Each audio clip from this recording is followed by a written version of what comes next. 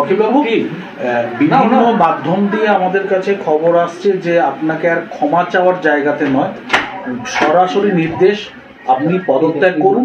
যদি আপনি পদত্যাগ না করেন তাহলে আপনাকে বরখাস্ত করা হবে।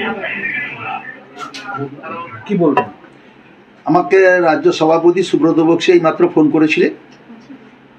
রাজ্য সভাপতি সুব্রত বক্সী এইমাত্র ফোন করে তিনি জানালেন যে মন্ত্রিসভা থেকে পদত্যাগ করা। আপনি পদত্যাগ করছেন? আমি পদত্যাগ পত্র লিখে ফেলেছি।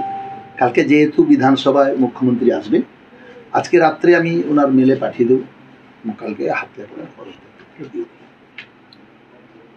এই যে পদত্যাগ করতে হচ্ছে, মানে এই পরিপ্রেক্ষিতটা বা এটা নিয়ে কি বলবেন?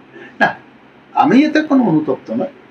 আমি কালকে যেটা ফিশারি ফরেস্টের আধিকারিককে বলেছি, সেই কথাটা উত্তেজনায় বসে বলেছি, তার জন্য আমি অনুতপ্ত। কিন্তু আমি পদত্যাগ করছি, আমি কোনো অনুতপ্ত নয়। কারণ আমি মানুষের জন্য লড়াই করতে গিয়ে হয়তো কোথাও ভুল করে ফেলেছি, কিন্তু লড়াই আমার জারি থাকবে। আমি যেহেতু দল আমাকে নির্দেশ দিয়েছে, মুখ্যমন্ত্রী নির্দেশ দিয়েছে, তার জন্যে আমি মন্ত্রিসভা থেকে কালকে পদত্যাগ করছি। এটা কি একটু বেশি দলীয় পদক্ষেপ হলো বলে মনে করছেন? না, তা জানি না, সেটা দল সিদ্ধান্ত নিয়েছে।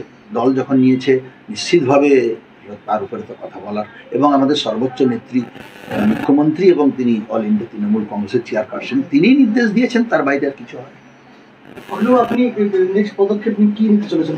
আমি আমার পদক্ষেপ ওখানে অসহায় মানুষের যাতে ওরা কোনো বঞ্চিত না হয়, তার জন্যেই আমার লড়াই চলবে।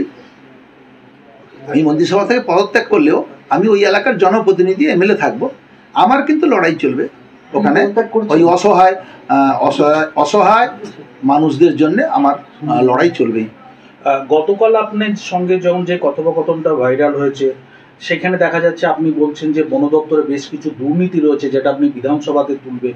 কি ধরনের দুর্নীতির তথ্য আছে আপনার কাছে? সেটা তো আজকে আপনাদের অনেক চ্যানেল গেছিল, আমি তো যাইনি আজকের। ওখানে স্পটে গিয়েছিল তাজপুরে, অনেক মিডিয়া গিয়েছিল। সে মিডিয়ার সামনে গ্রামবাসীরা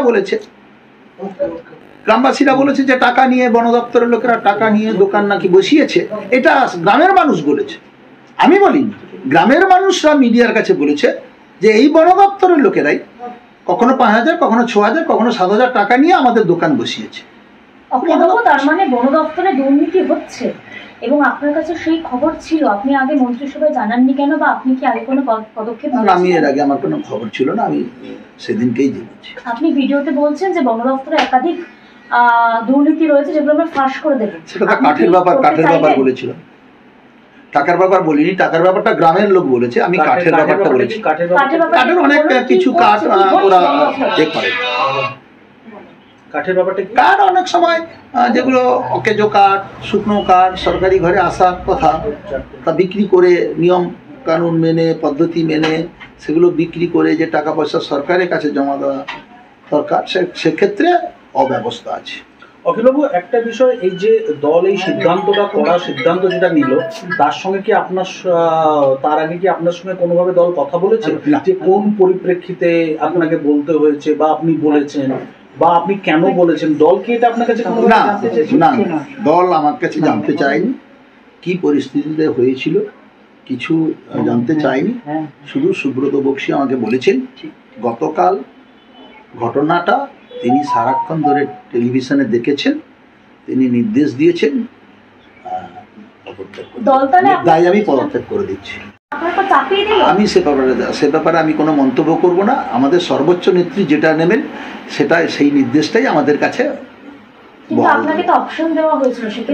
না, আমার কাছে আমার কাছে কি অপশন ছিল? কিছুই অপশন ছিল। আপনাকে বলা হয়েছিল ক্ষমা চান, অথবা না, এই কথা বলা হয়েছিল একটু বলবেন?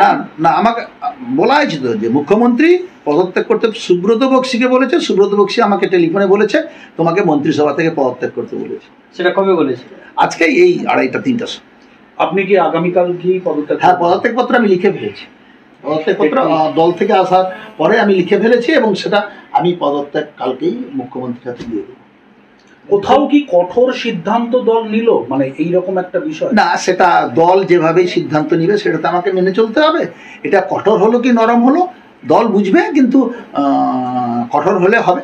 মানুষের পাশে প্রথম থাকবেন। দিনের মানুষের পাশে আমি সবসময় আছি, এবং ওই অসহায় মানুষরা যাতে কোনোভাবে যারা বঞ্চিত না হয় সেসব ব্যাপারে আমি তাদের পাশে সবসময়। তৃণমূল কংগ্রেসের প্রথম দিনের সৈনিক, কংগ্রেসেরও একই সঙ্গে মমতা বন্দ্যোপাধ্যায়ের সঙ্গে আপনি রাজনীতি করেছেন। দীর্ঘ এত বছর রাজনীতি জীবনে, এতবারের বিধায়ক, এতবারের মন্ত্রী, তারপরে এই ধরনের সিদ্ধান্ত একটা কোথাও কিন্তু কষ্ট না, লাগে। আমি তো দলের বাইরে নয়, আমি যতবারই এমএলএ হই না কেন দল আমাকে টিকিট দিয়েছে, এমএলএ করেছে, মন্ত্রী করেছে, মুখ্যমন্ত্রী, তো তার বাইরে তো আমি কোনো যেতে পারি না। আমি নিশ্চিতভাবে সেই কথা আমি মেনে চলব।